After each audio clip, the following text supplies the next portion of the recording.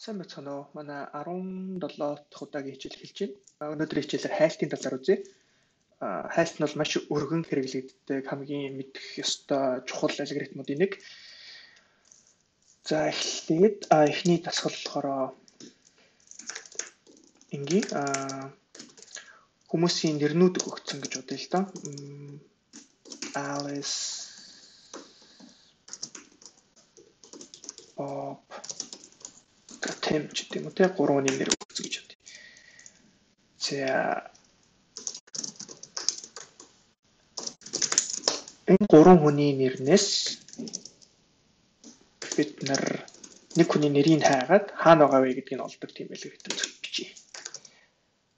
Find string names and string target. За өмнө бичсэн коднууд дээр ерөнхийдөө бол ойролцоо ерөнхийдөө бүх элементээрээ бүх нэрнүүдээрээ давтаал тэгэл нэр болгоноо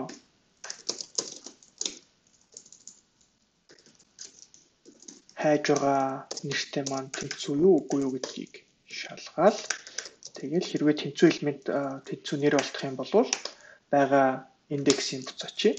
Хэрвээ бүгднгээр нь хайгаад олдоогүй байх юм бол хасах нэг гэдэг буцаач. Яагаад хасах нэг гэж буцааж ийн вэ гэхээр манай авирад хасах гэдэг индекс байхгүй тийм болохоор тэрүүгээр илэрхийлж байгаа. За код ажиллуулад үзье. Энд бол жишээ нь 0 1 2 гэдэг нэг дээр Bob байна буцааж ийн тийм. За байхгүй элемент буцааж үзье. Хайж үзье. За гэх юм бол хасах нэг гэж гараад ирж байна тийм. За энэ бол ингээд бүх элементээр давтаад тэгээд олдчих юм бол буцаачих чинь тий. Тэгээд нэг элементээс олон байх юм бол хамгийн ихэнд тааралцсны буцаана. За үүнээс гадна хоёртын хайл гэж байдаг. Тэр нь болохоор өгөгдсөн элементүүд нь ямар нэгэн байдлаар эренбэлэгдсэн байх юм бол эдгээр дээр арай хурдан хайлт хийж болдог. Тэгээд тэр хайлтын талаар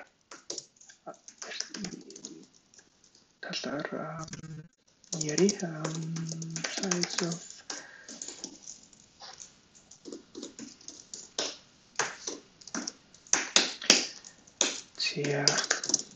the binary search гэдэг хоёртын хайлт гэдэг за эндээс 0-оос n-ээс хасах нэгийн хооронд элемент дотор элементээр хайн гэж байгаа. Тэгээд a гэсэн хүснэгтээ array-га дамжуулаад өгчнө. A маань хэдийн элементтэй вэ гэдгийг өгчнө. Энийг заавал дамжуулж хэрэггүй маань recursive бичих юм бол гэдэг нэр мартчих. За эндээс за жишээ нь 2 гэдэг элемент. За 8 ч юм уу. 8 гэдэг элементийг хайж ийн гэж бодъё. За тэгээд энэ болохоор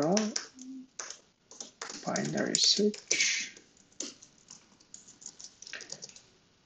гэдэг array маань int n target. За left энэ болохоор тгээс n-ээс хасах нэгийн хооронд left right гэдэг тэмдэглээд байгаа юм би. Энэ array-гийн l-ээс r-ийн хооронд бид нар одоо энэ target гэдэг тоогоо хайж байгаа. За while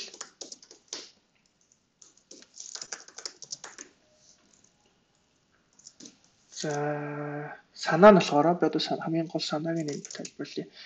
Голын элементийг бид нар болохоор хамгийн зүүн талын элемент, хамгийн баруун талын элементийг LR дээр тэмдэглэжлээ шүү дээ. Тэгээд бид нар голын элементийг эхлээд барьж авна. L дээр нэмэх нь R-аас хасах нь L хуваадах нь 2. За яг голын элемент дээр хүрээд ирлээ. Хэрвээ голын элемент маань бидний хайж байгаа элемент мөн болвол return mid гэдээ байгаа олсон индексээ буцаачна. Эннийхэнд ярьж байхад хэлсэнчлэн манай нөгөө нэг array маань өсгөр эренбэлэгдсэн тийм шин чанартай байгаа шүү дээ. Тэгэхээр тэр шин чанараа ашиглаж хайлтаа хийх. Тэгжиж энэ алгоритм маань хурдан байгаа. Mid дундах элементээс target их байх юм бол юу гэсэн үг вэ гэхээр манай target гэдэг элемент А мэд нэмэх нь 1-ээс ахуулаад R гэсэн элементүүд дотор байх магадaltaй болчихж байгаа. Тэгэхээр бид нэр энэ хайж байгаа интервалаа энэ зайгаа багасгаж өгөх юм.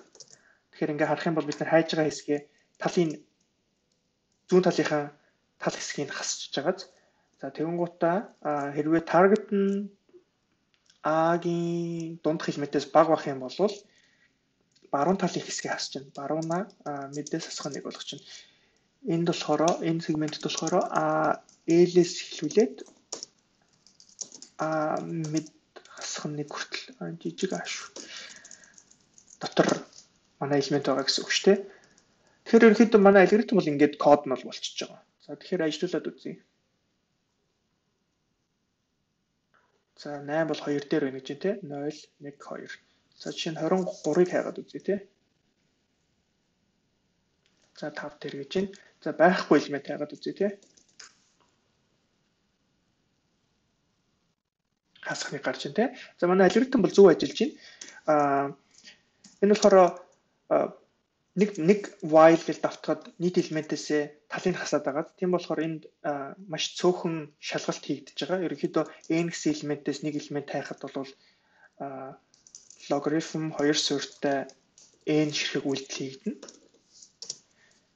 За энд нэг яригдаагүй зүйл нь юу вэ гэхээр адилхан утгатай олон элемент ороод ирэх юм бол яг аль индексийг буцаах вэ гэдэг талаар та нар өөрсдөө энэ кодыг жоохон өөрчлөлт тэрийг олчиж болно. Тэгэхээр тэрийг та нар өөрсдөө бодоод үзээрэй.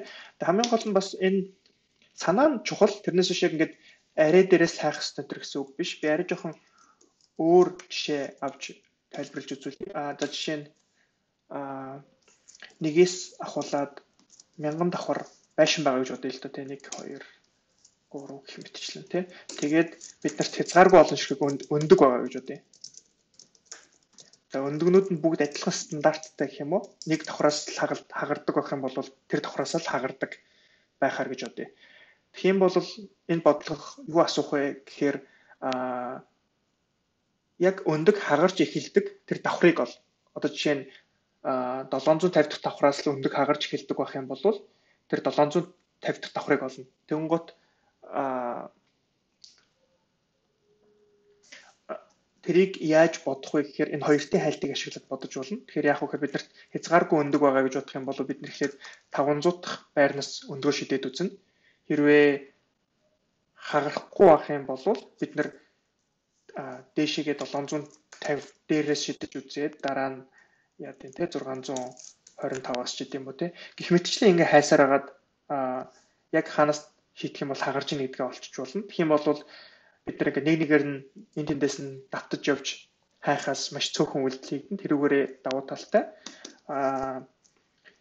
Бас ямар нэгэн тооны язгуур олоход square root ямар нэгэн тооны язгуур олоход энэ хоёртын хайлтыг бас ашиглаж болдог.